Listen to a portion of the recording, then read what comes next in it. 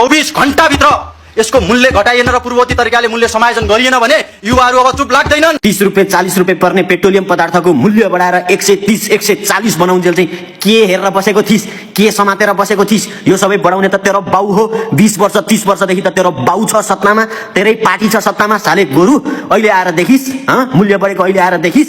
त्यतिखेर चाहिँ दुनियाँ दिवाना नाकाबन्दीको झमेला भिराएर कालो बजारी दुनियाँ दिवाना गरेर तेरो बाउले घिचुन्जेल चाहिँ तेरो बाउको के समातेर बसेको थिइस्? अहिले आएर देखिस् मूल्य वृद्धि भएको। साले अन्धो गोरु, झोले गु टट्टुसँग एउटा च्यालेन्ज गर्छु। हिजो 20 वर्ष 30 वर्षदेखि 30 रुपैयाँ 40 रुपैयाँ लिटरको तेलको मूल्य बढाएर 140 130 बनाएको तेरो बाउले हो। त्यो घटाएर जस्ताको तस्तै 30 रुपैयाँ 40 रुपैयाँ बना, तेरो बाउलाई बनाउन लगा र अहिले आएर यो मूल्य वृद्धि भएको के कति कहाँ कसो वृद्धि भएको छ यसको जिम्मेवारी म लिन्छु। लो त्यसको जिम्मेवारी तँली, अहिलेको भएको जिम्मेवारी म लिन्छु। लो तँसँग मेरो यो प्रतिस्पर्धा भयो, सक्छस् भने गर। साले झोले टट्टु गु गोरु, तेरो बाउको झड्केलो बाउको गु खाएर दिमागमा गु नै मात्रै भरिएको छ। होला सम्झिँदैखेरि ल्याम्मै हान्नु जस्तो रिस उठ्छ क्या, थुत्तु नहेर्नु। सला झोले हाले गोरु।